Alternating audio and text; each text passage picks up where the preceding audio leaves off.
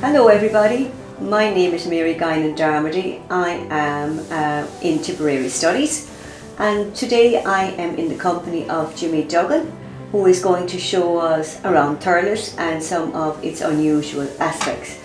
We're standing here at the Mill Road crossroads, and to me it's a crossroads leading into the town, but to Jimmy there are several stories attached to the area. Yeah, it's an interesting crossroads, and it spans a great part of the history of Thurles. The place names around this crossroads give you a hint really of the story. Coming up from the town, of course, is the Pike, which is the short for the Turnpike. The Dublin Cork Road wasn't built until 1745. Before that and shortly after that, you had to pay a type of toll to go on the main road, and that was called a turnpike. Thurles didn't exist, of course, at the time of the Battle of Thurles, shortly after the Norman invasion. And here at this very spot, Strongbow and his Norman army were going towards Fenner Hill to relieve another detachment of Norman soldiers. They were attacked in the early morning by Donalmore O'Brien. The annals tell us that the 700 Normans were killed in the early morning, and Strongbow barely escaped with his life. To this very day, this place around us here is called the Hollow of Blood.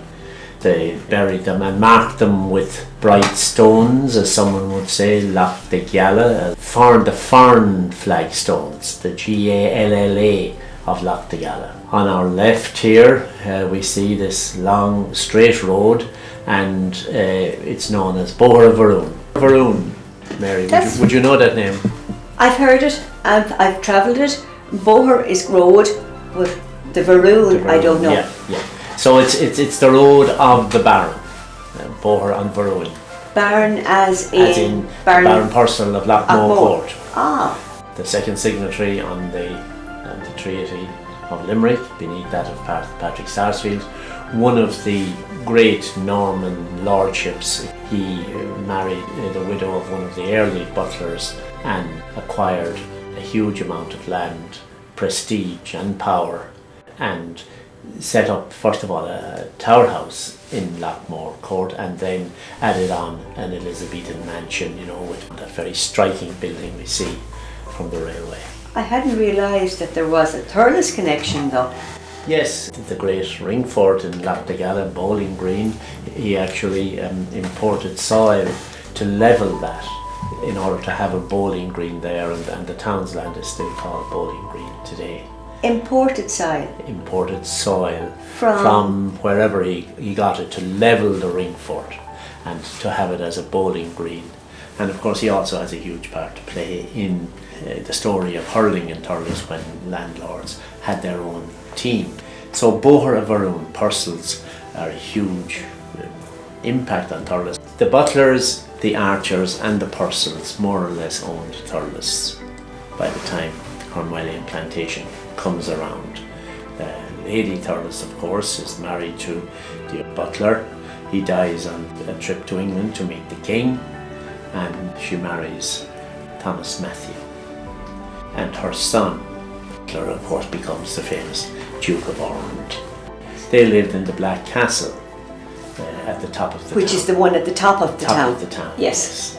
And she also built a lovely Elizabethan mansion onto that, and had beautiful gardens stretching to Castle Avenue. There's no picture of anything? No, there's nothing left of that today, only the roof mark on the wall of the tower house. So yeah, the Archers are really important, and so this is called Archerstown. And one of the original burgesses, one of the 20 burgesses that founded Thurles, one of them is the Archer. And so this crossroads does, in a way, sum up the whole story of Thurles. How the Norman invasion is much more an economic invasion in some ways than it is a military one. And of course, the people of the town would have been obliged to grind their wheat at the Norman Mill at Ladies Well. In Thurles we have more than one mill. Like, I know one as we call it, Manor Mill, but are there more mills? Well, yes, the original mill where the first cut in the river was made just below Ladies Well there, that was the original Manor Mill. But as time went on, and because the presence of the island and so on, many different types of mills sprung up to make more or less a milling quarter, if you like, of Thurles around the golf club there. Sounds posh.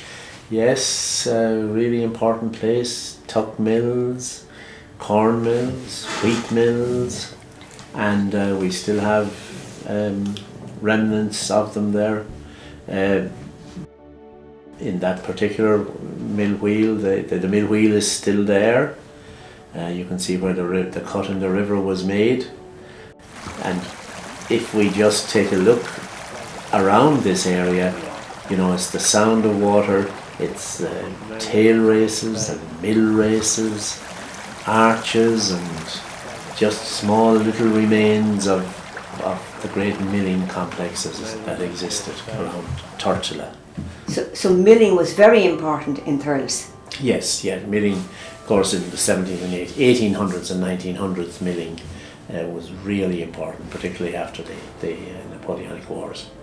And almost every village had a mill with maybe one pair of wheels, but in Thurles, around Thurles, we had a series of mills. So that's where we get the name today, the Mill Road. Mill Road.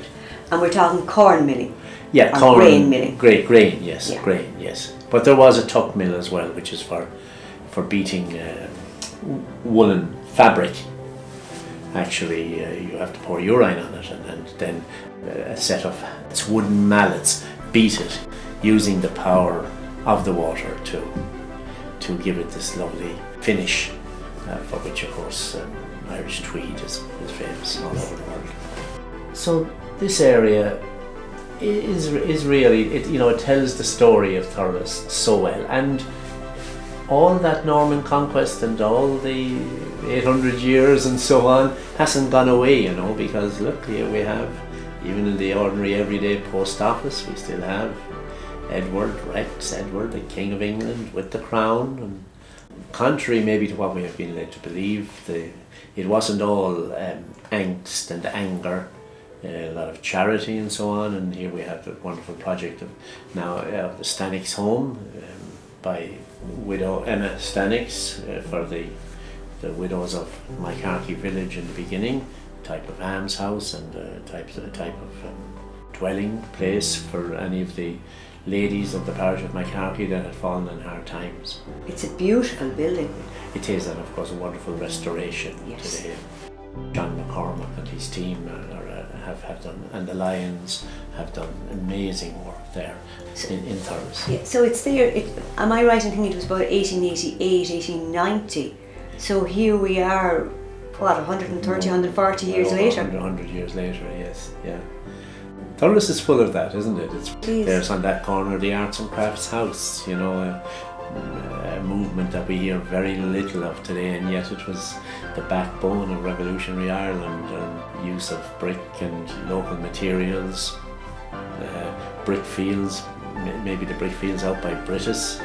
And even we were looking at the post box there earlier.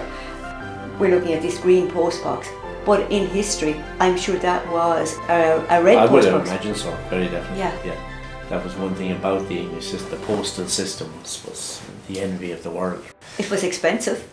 But it was the only way of communication. Yeah. But yeah, as you say, Thurles is a fascinating place, full of history. Full of history. And that crossroads tells a very long and interesting story. Thank you, Jimmy. Thanks very much, Mary.